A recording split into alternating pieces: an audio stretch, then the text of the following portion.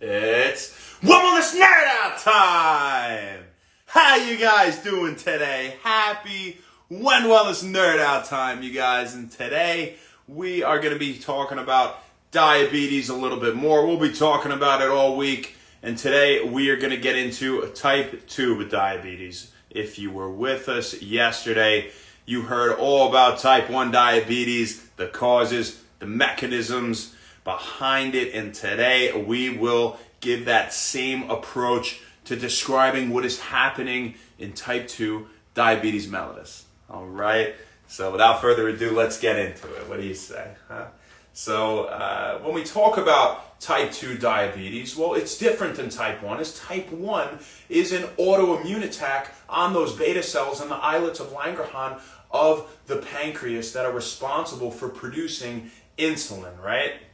And so we actually have less insulin, all right? And that's the big issue, right? In simple. And we'll talk a little bit more about it to kind of summarize it and how it is different than type 2 here in a minute. But when we talk about type 2 diabetes mellitus, well, this is kind of a result of the body being overworked, right? It's the result of your biological machine of those beta cells, right? We could say in the islets of Langerhans of the pancreas that produce insulin, once again, being overworked in their job to produce insulin, and so our cells become resistant to insulin and we produce a little bit less of it eventually, and things like that, right? Because the body, just like other machines, eventually, if it is overworked again, it will fail. All right? And type 2 diabetes is a great example of this concept. So when we have insulin normally binding to insulin receptors in the peripheral tissues after it's been produced in our beta cells of the pancreas, right? Insulin promotes the effect of this intracellular cascade to occur, right? And inside the cell, which then promotes the opening of glucose transporters on the cell membrane to allow glucose to influx into the cell, right? And so we get that blood sugar reduced in the sense that the glucose goes from the blood into these cells in the peripheral tissues, right? And some types of tissues that would absorb glucose, well, just about any tissue that needs it for energy, right? It could also be stored in fat cells or go to the liver to promote the production of glycogen if we don't need any more glucose at that time for immediate metabolic needs, we could say, right? Or energy, all right? So now what we have in type 2 diabetes is insulin gets to that cell and it goes to bind the receptor, but the insulin receptors are less sensitive to insulin, all right? Not to mention our beta cells in general produce less insulin. And we'll talk about all that in a second. But first, let's say what characterizes type 2 diabetes mellitus, right? We'll talk about environmental and genetic factors. And let's start with the environment. Well, when we talk about type 2 diabetes mellitus, it is due to something called metabolic syndrome. And metabolic syndrome is categorized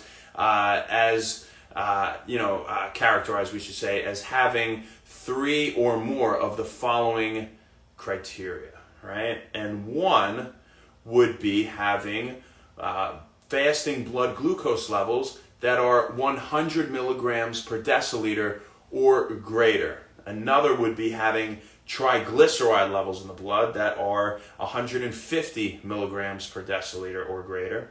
Another would be having blood pressure that is greater than or equal to 130/85. And a couple more would be having, and again, you just need 3 of these to have metabolic syndrome, right?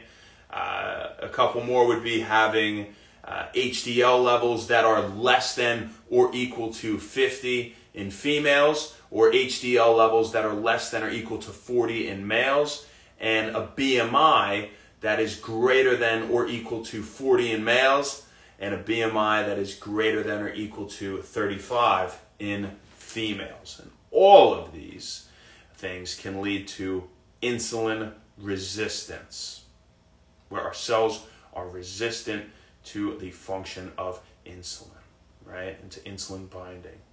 And we have decreased insulin sensitivity, we could say. So what are some genetic factors here? Well, if you have a first-degree relative with type 2 diabetes, you are more likely to develop the disease.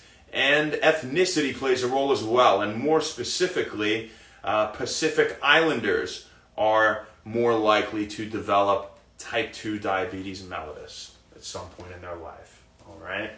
So now back to the mechanism, right? Back to the cool stuff. So we have these insulin receptors on our peripheral tissue cell surfaces that are less sensitive to insulin binding, right? And so if they're less sensitive, even if we have a lot of insulin, and it goes to bind these receptors, but they're less sensitive, that cascade won't be initiated inside the cell that would eventually promote the opening of our glucose transporters to promote glucose influx into the cells, all right? Taking it out of the blood.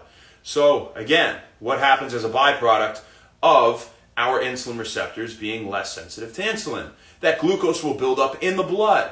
So now what's going to happen? Where's the glucose going to go? It's got to go somewhere, right? So the glucose, it travels back to the pancreas, right, among other places. But we'll talk about this traveling to the pancreas today relative to our discussion of glucose. And when it gets there, it enters beta cells. And we know from our discussion yesterday on type 1 diabetes mellitus that when glucose enters the beta cells, it is broken down via anaerobic respiration, cellular respiration, right? And converted into ATP, the major storage form of energy in the human body, right? So now we have this ATP inside the cell, and it travels to the potassium channels. And this ATP binds the potassium channels and clamps them shut, right? It closes them, and so now potassium can't leave the cell. And so potassium builds up inside the cell, right? And we get a more positive charge because we have all this potassium intracellularly. And when we get this positive charge now, it triggers the opening of voltage-gated calcium channels, which allows the influx of calcium to balance this charge inside the cell to make it a little more negative, right? And in addition to that, when calcium comes into the beta cells, it promotes the release of insulin from insulin-containing vesicles inside the cell. So that's one way that insulin is released from beta cells, right? As a result of glucose entering them in the first place through glucose transporters, right? Now, another way is the glutamic acid pathway. And as we described yesterday, glutamic acid is converted into GABA via glutamic acid decarboxylase, right?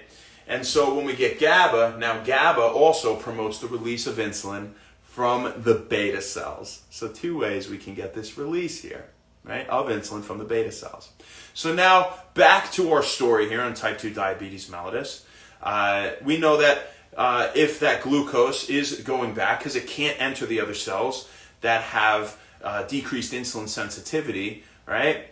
And so the glucose is in the blood, and it got back to the pancreas and the beta cells, and it entered. And then as a result of everything we just said, the beta cells are producing more insulin, and more insulin, and more insulin, and more insulin. So eventually, the beta cells, they stop working as well. We're overworking them. We're abusing them, right? With this excess blood sugar and promoting insulin release to a ridiculous degree, right? And so eventually they begin to produce less and less insulin. So now we have less insulin being produced, and on top of that, our insulin receptors are less sensitive. We have decreased insulin sensitivity, we could also say, right?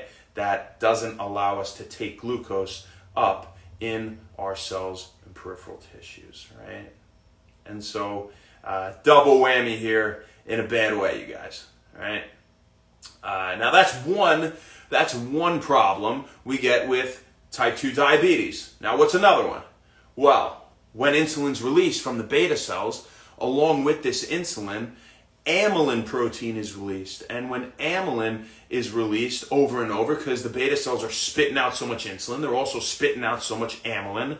This amylin aggregates around the beta cells, and it actually damages the beta cells. And so now we get this accumulation of amylin all around the beta cells, and they can't function properly to release insulin, and they become damaged, and so they release even less insulin, right? So we're releasing a lot less insulin from these beta cells. We can't bind insulin as well on our cell surfaces and peripheral tissues, and so we do not get ample glucose or proper glucose uptake into those cells, and we have very high blood sugar, right? Now this is different than type 1, where we said it's an autoimmune attack on the beta cells, and we improperly recognize the viral cause on the major histocompatibility complex or cell surface proteins that, right, they help our body recognize foreign versus endogenously produced substances, right? And so improper recognition by cytotoxic T cells of these MHC complexes as foreign, right, of these antigens as foreign, promotes the release of cytokines, and then promotes plasma cell release of antibodies. And these antibodies, they attack a few things, right? Some attack insulin directly, they're anti-insulin antibodies. Other attack glutamic acid decarboxylase, the enzyme that we just said converts glutamic acid into GABA to promote insulin release in the beta cells, and those are anti-glutamic acid antibodies. And then we also have anti-islet antibodies, or anti-islet cell antibodies, we could say, and more specifically really beta cell antibodies, and they attack those beta cells in the islets of Langerhans, right, to kind of inhibit the release of insulin and to destroy insulin itself. All right, so it's a destruction thing in the sense, an autoimmune attack in the sense of type 1, and in type 2, it's just the mechanisms failing over time due to abuse, right, and poor diet and lifestyle choices, right? So that's what we got for you guys today. I didn't want to spit too much all at once. We want to absorb everything well, right? And I hope that this kind of helped clear up exactly what's going on with type 2 diabetes and type 1 alike, all right, and how they're different and how they're a little bit similar, right? So we should also say, what's up to Kyla Bliss? How you doing, Kai? What's going on? Thanks for hopping on. I hope you enjoyed it. And for the rest of you guys who enjoyed it, please leave a comment below, like or share the video. If you have any questions, message me or just leave a comment at the bottom. And again, I hope you got something out of this. And I hope you also have a great rest of your day, you guys. That's all we got for you today. Tomorrow, we'll talk about some other things with diabetes, whether it be diet and lifestyle changes that can help to mitigate the risk of developing diabetes, or things that are helpful for people with type 1 or something of the sort. And then after that, we will talk about supplementation that can help in the prevention and treatment of diabetes. All right, so have a great rest of your night, you guys. Happy Sunday, happy When Wellness, and we'll see you tomorrow, guys. Thank you so much, and enjoy the rest of your night. Bye.